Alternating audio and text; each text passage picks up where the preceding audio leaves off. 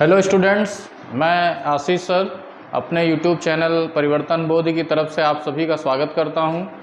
और आज जो है ब्याज के बारे में हम चर्चा करेंगे इस क्लास में। साधारण और चक्रवृद्धि ब्याज, simple interest and compound interest. तो आज पूरा इस क्लास में मैं बेसिक तरीके से कैसे ब्याज क्या है, दोनों में डिफरेंस क्या है, simple interest and compound interest में क्या डिफरेंस है और कैसे हम एक साथ दोनों को निकाल सकते हैं। बाकी तो बुक्स में फॉर्मूले तो लिखे ही हुए हैं, सिंपल इंटरेस्ट के भी लिखे हुए हैं, कंपाउंड इंटरेस्ट के भी लिखे हुए हैं, साधारण चक्रवृद्धि दोनों के लिखे हुए हैं।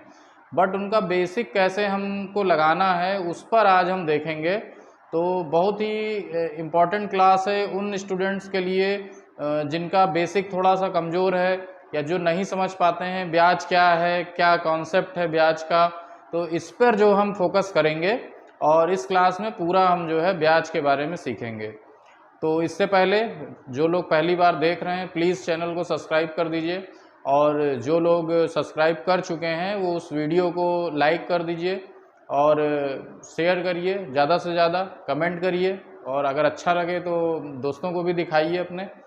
ठीक है, तो आइए इसके पहले की जो कुछ क्लासेस हैं उनको भी ज़रूर देख लीजिए आप लोग, क्योंकि उसमें मैंने कुछ शॉर्ट ट्रिक्स वाली क्लासेस भी डाली हैं। सिंपल इंटरेस्ट, कंपाउंड इंटरेस्ट के अलावा पहले जो इसके पहले की जो क्लासेस हैं उसमें आपको मल्टीप्लिकेशन का क्लास मिलेगा, स्क्वायर स्क्वायर रूट का मिलेगा, क्यूब क्यूब रूट का मिलेगा।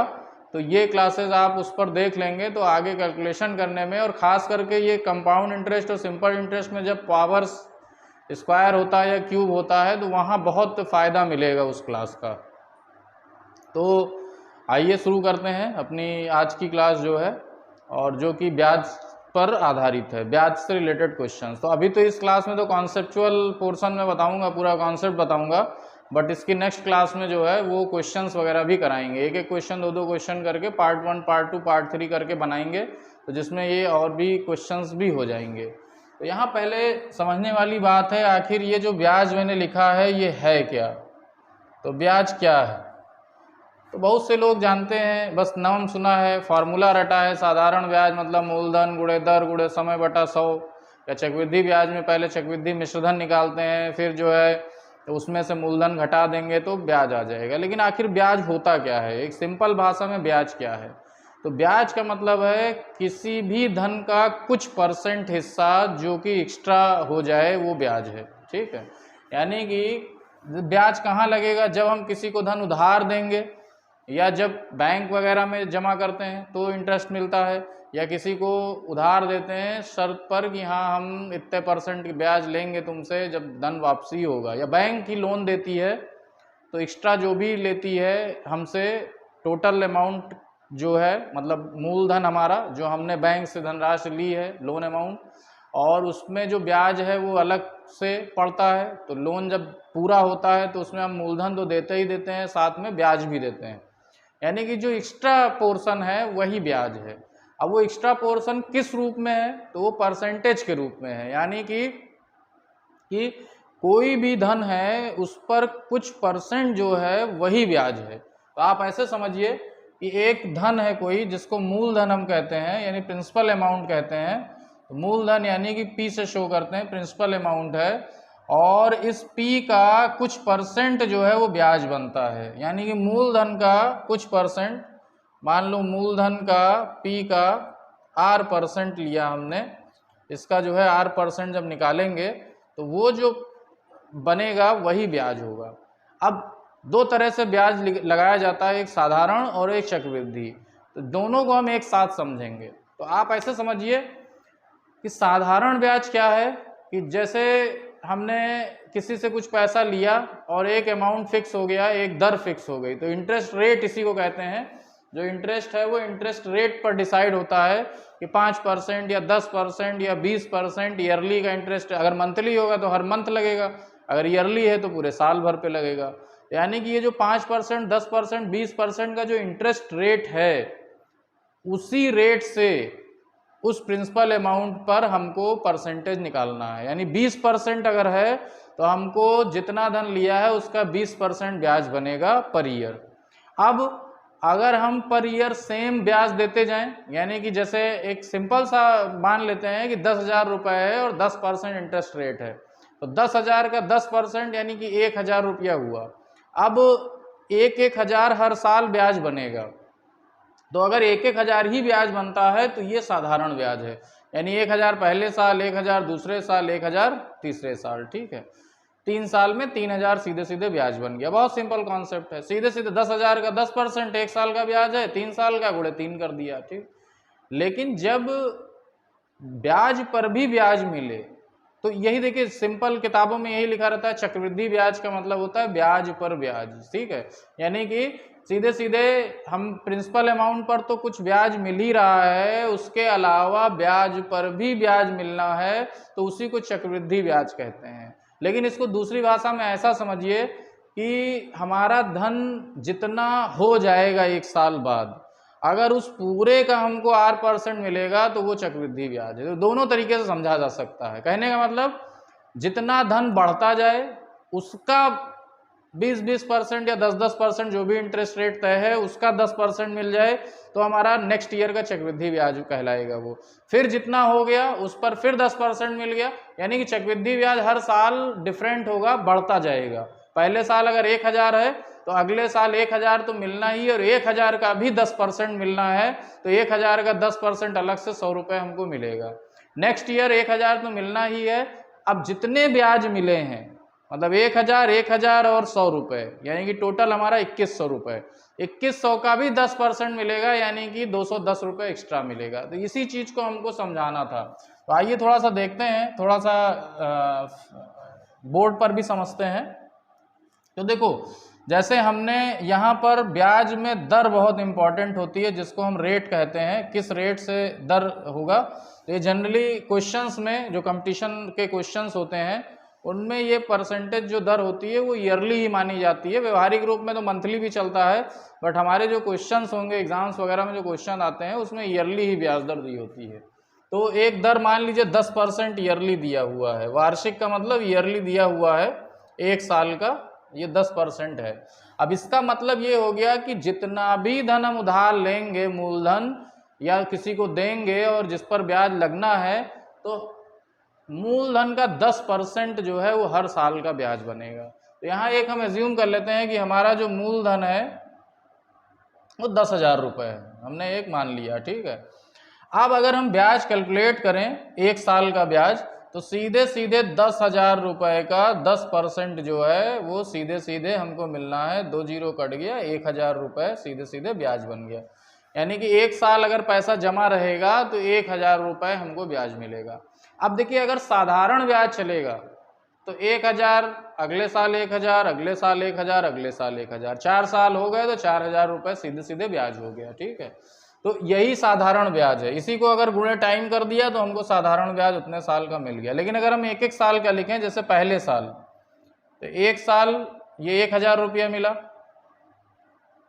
दूसरे साल यानी सेकेंड ईयर 1,000 रुपये मिलना है, तीसरे साल यानी थर्ड ईयर में ये भी 1,000 मिलेगा ही मिलेगा। तो ये 3 साल का ब्याज हो गया, टोटल 3,000 रुपये। ये साधारण ब्याज है, इसको कहते हैं साधारण ब्याज।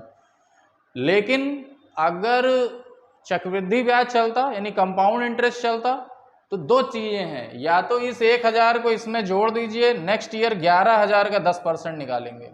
ठीक है, और फिर जितना आएगा उसको फिर जोड़ दीजिए, उसके नेक्स्ट ईयर जितना हो गया है उसका 10% निकालेंगे, तो इसको कंपाउंड इंटरेस्ट कहते हैं। और या फिर आप ऐसे करिए कि जैसे पहले साल तो 1,000 मिला ही मिला, अब यहीं ध्यान से समझिए, पहले साल 1,000 मिला और नेक्स्ट ईयर जो है इस 1,000 का 10% और मिलेगा, इस 1,000 का 10% और मिलेगा। यानी ये जो 1,000 रुपये हमको मिला था, इस 1,000 का 10% एक्स्ट्रा मिल जाएगा, तो ये 100 रुपये हो गया और हम 100 रुपये लिख देंगे। अब ध्यान समझिएगा, यहाँ 1 साल का 1,000, अगले साल ये 1,000 तो मिला ही मिला, इस 1,000 का भी 10% मिला, यानी कि 100 रुपये मिला। ठीक है, अब 1 साल और बीतेगा तो देखिए ये 1,000 तो मूलधन का तो 10% मिलना ही मिलना है, ये 1,000 तो फिक्स है। लेकिन नेक्स्ट जो है इस टोटल का जितना ब्याज हुआ है, यानी 1,000, 1,000, 2,000 और एक ये 100, यानी टोटल हमारा इतना अभी तक का 2 साल का जो ब्याज बना है वो हमारा 2100 रुपये बना। ठीक है, ये 2100 2 साल का ब्याज है। अब इस 2100 का 10% और निकाल लीजिए, यानी 2 जीरो कट गया, 210 रुपया। तो 210 रुपया ये ब्याज हो गया एक्स्ट्रा, यानी कि थर्ड ईयर में 1000 के अलावा 210 रुपये और ब्याज मिलेगा।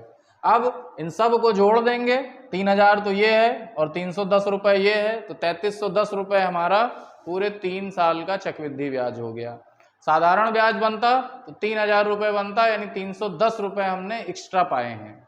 अब इसी में अगर हम कहें 4 साल, यानी चौथा साल भी अगर ले लें, अब चौथे साल की बात करेंगे तो ये 1000 तो मिलेगा ही मिलेगा। अब देखिए टोटल हमारा ब्याज कितना हो गया, तो 2100 तो यहाँ तक बना ही था, और 2100 में 1000 और जुड़ गया, ये वाला 3100 हो गया, और 3100 में ये 210 रुपये और जोड़ दिए, तो वही 3310। यानी ये टोटल जो अब तक का ब्याज है, पूरे 3 साल का जो ब्याज था वो 3310 रुपये था, और इस 3310 का भी 10% हमको जो मिलेगा एक्स्ट्रा, यानी 331 रुपये और मिल जाएगा। ठीक है, और अब अगर हम जोड़ दें तो ये पूरा जितना होगा ये साधारण ब्याज चक्रवृद्धि ब्याज होगा, और ये जो इस लाइन में चल रहा है ये सिर्फ साधारण चल रहा है। तो चाहे तो 3310 था ही हमारा, 3310 3 साल का ब्याज था ही, उसमें से 1000 और ये 331 रुपये और जोड़ दीजिए, 4641 रुपये। ठीक है, तो ये जो 4641 रुपये है ये पूरे 4 साल का चक्रवृद्धि ब्याज है, कंपाउंड इंटरेस्ट है। और अगर सिंपल इंटरेस्ट मिलता तो हमको सिर्फ 1 2 3 4 4000 मिलता, यानी कि ये जो हमारा 641 रुपये है, ये जो एक्स्ट्रा 641 रुपये है, तो ये हमारा सिंपल इंटरेस्ट है, और ये कंपाउंड और सिंपल इंटरेस्ट का डिफरेंस है। यानी ये जो 641 है ये कंपाउंड इंटरेस्ट और सिंपल इंटरेस्ट का डिफरेंस है। यानी अगर क्वेश्चन ऐसे पूछ ले कि 4 साल में कितना ज़्यादा होगा कंपाउंड इंटरेस्ट सिंपल इंटरेस्ट से, तो हम सिर्फ 641 रुपये देंगे, और ये जो 4641 रुपये है ये हमारा कंपाउंड इंटरेस्ट है। ठीक है, तो तीनों चीज़ें हमने इसमें बताई हैं आपको। कहने का मतलब ये देखिए इंटरेस्ट रेट है, एक बार रिपीट कर देता हूँ, रिवीजन कर लीजिए अच्छे से। ये हमारा इंटरेस्ट रेट है 10% का, तो इसका मतलब हो गया कि जितना भी अमाउंट हमने उधार लिया है या जो भी उधार दिया है या बैंक में जमा किया है उस पर 10% का ब्याज मिलना है। अब 20,000 लेते तो 2,000 ब्याज बनता, 30,000 लेते तो 3,000 बनता। ठीक है, 10,000 लिया तो 10,000 का 10% यानी कि 1,000 बना। ये हमारा प्रिंसिपल अमाउंट है, इसको पी से शो करते हैं, ये मूलधन है हमारा, और ये दर है, इसको आर से शो किया जाता है, इंटरेस्ट रेट है ये। तो 10,000 का 10% ये हमारा पहले साल का ब्याज बनता है, सीधे सीधे 1,000 रुपये। अब अगर साधारण ब्याज चलेगा तो हर साल 1,000 रुपये चलेगा, और ये साल में 4,000 हो जाएगा। बाकी फार्मूला भी मैं अभी बता दूंगा, उसके लिए परेशान मत होइए, दोनों चीज़ें बताएंगे। लेकिन कॉन्सेप्ट अगर आप एक बार सीख लोगे तो जो लोग मैथ में बहुत कमज़ोर हैं, जो उनका बेसिक बहुत कमज़ोर है, फिर समझ लो कि उनको भी प्रॉब्लम नहीं होगी और फार्मूला रटने की भी ज़रूरत नहीं है। तो यहाँ एक चीज़ आपको ज़रूर बता दें कि अगर मेरी क्लासेस आप देखते हो तो आप पूरी मैथ में एक भी फार्मूला ना रटो, कोई दिक्कत नहीं होगी, बहुत आराम से जो है क्वेश्चंस लगेंगे, चाहे जितने टफ क्वेश्चन हों। तो यहाँ जैसा मैं बता रहा था कि 10,000 का 10% 1,000 रुपये ये ब्याज बन गया है।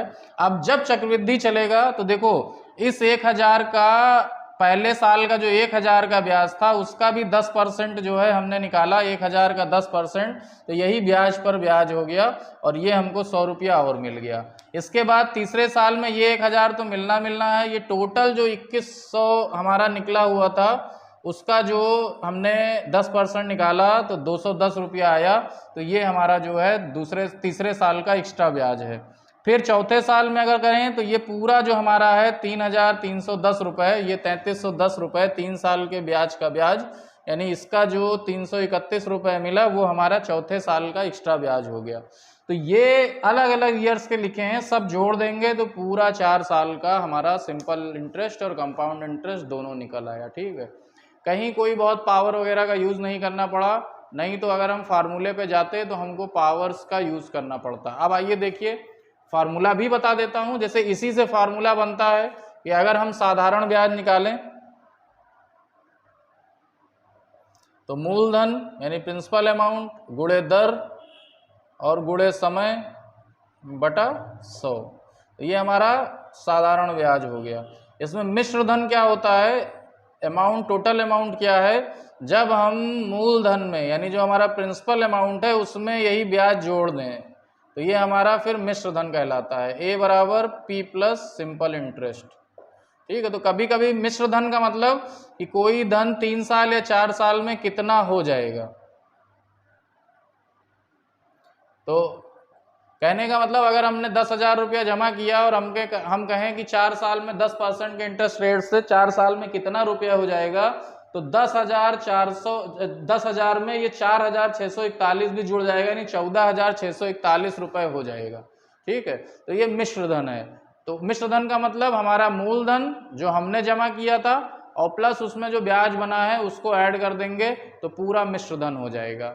अब यहाँ एक चीज और देखिए, यहाँ अगर साधारण ब्याज चल रहा है तो आप डायरेक्ट भी मिश्र धन ये निकाल सकते हो फार्मूले से। इसका फार्मूला बुक्स में लिखा रहता है P इंटू 1 प्लस R गुणे समय और बटा 100, इससे भी सीधे सीधे मिश्र धन निकल आता है।